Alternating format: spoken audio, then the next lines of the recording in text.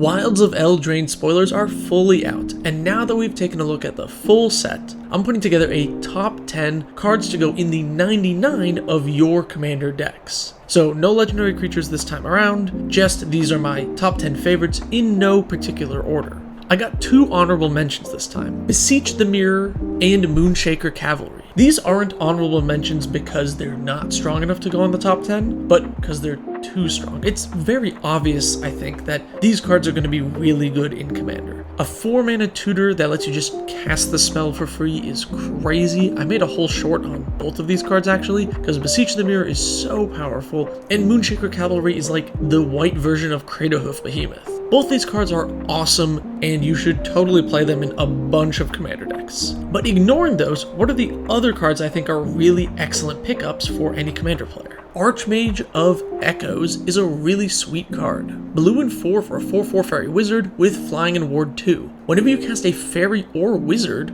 permanent spell, copy it. This is awesome, especially because wizards in particular have great ETBs. You combo this with like a Spellseeker and you get 2 Spellseekers, or Snapcaster Mage, or any of the other great ETBs that are on wizards. And I love that it doesn't cost extra mana when something comes into play. It's not like pay 1 to make a copy, you just get copies. Any wizard tribal or fairy tribal deck will probably want this. Doubling up lords for fairies decks is pretty strong. Blossoming Tortoise is a great card as well. Green 2 for a 3/3 turtle. When it enters the battlefield or attacks, mill 3 cards, return a land from your graveyard to the battlefield tapped. So some decent self-mill land synergies. But activated abilities of lands you control cost 1 less to activate, and land creatures you control get +1/+1. So this does open some like weird infinite combos with lands that can tap and untap themselves for 1 mana going down to 0,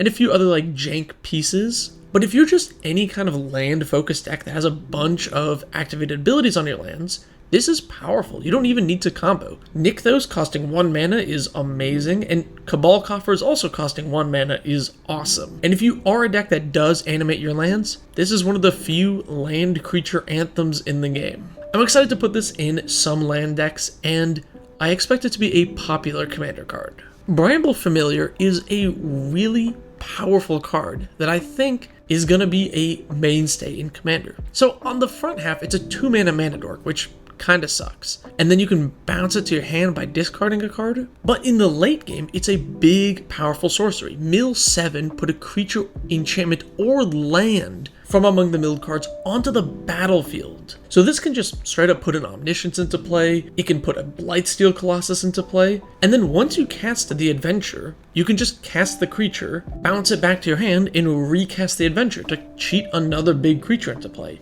It's technically infinite value, especially if you're playing a big creature deck. You probably have Eldrazi Titans, which will shuffle your graveyard back into your deck so you never mill out anyway. This card seems like a great early game piece of ramp and a late game finisher as well. Super versatile, and if you're in a deck with a lot of big creatures or big enchantments, I'd consider trying it out. Knicknack Oof is one of my favorite named cards, maybe ever. It's such a cool name for a card. The art is phenomenal too, but it's kind of like a Genesis wave for auras. Comes into play with X counters on it, and it costs green and an X. And then when it enters the battlefield, reveal X cards from your library, put any number of auras with mana value X or less onto the battlefield, and then the other cards go on the bottom. I love that the auras don't have to attach to Knicknack Oof, which means negative auras like pacifism are still good with this card. You can just put them on your opponent's stuff. And if you're an aura-focused deck, this is a great way to just jam a bunch of auras onto a creature late game and swing out. Plus, the Knicknack Oof just gets big in the late game anyway.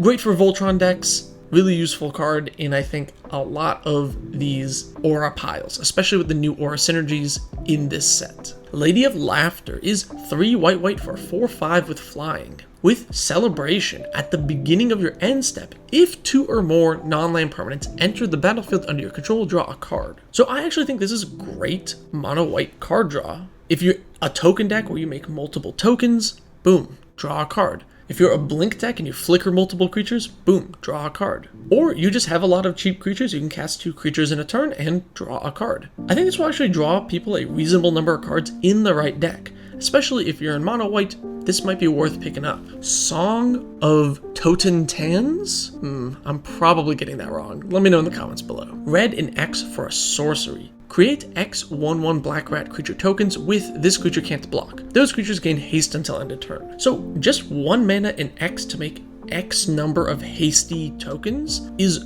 extremely efficient. I don't think we've seen that rate anywhere in the game. And with this, I'm just imagining you're playing a deck with Perforos or Impact Tremors, and late game, you get like 6 mana, you make 5 tokens, and just dome your opponents for like 10 or 5. It can be really powerful, and they have haste, so you're chipping in with these as well. It's just one of the best token generators. The only downside this card really has is that the tokens can't chump block, and it's a sorcery, but other than that, it seems like a really good card for any go wide red deck. Virtue of Courage. So all the cards in the Virtue cycle I think are pretty decent, but this is my favorite one by far.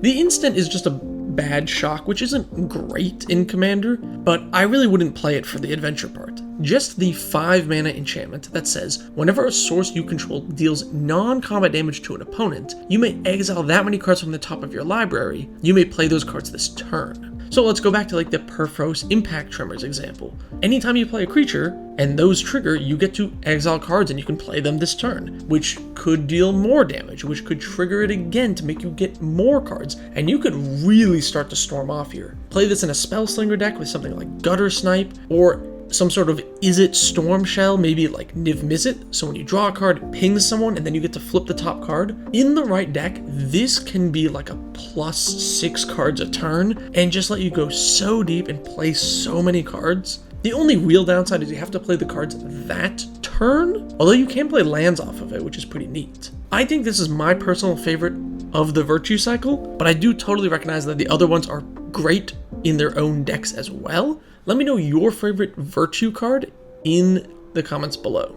The Iron Crag is a 2-mana legendary artifact that taps for a colorless. Whenever a legendary creature enters the battlefield under your control, you may have the Iron Crag become a legendary equipment named Everflame Hero's Legacy. If you do, it gains Equip 3, and Equip creature gets +3/+3 and loses all other abilities. So that whole block of text is honestly not super interesting to me. It's kind of neat that if you really need to buff your commander, you could do it. But this is a 2-mana mana rock, which we rarely get. These are not commonly printed. And it's a 2-mana mana rock that enters untapped. So if you're in a monocolor deck, I think this is probably worse than Mind Stone if you really don't need to buff your commander, but you could maybe drop some random 3-mana rock that you're playing to put one of these in.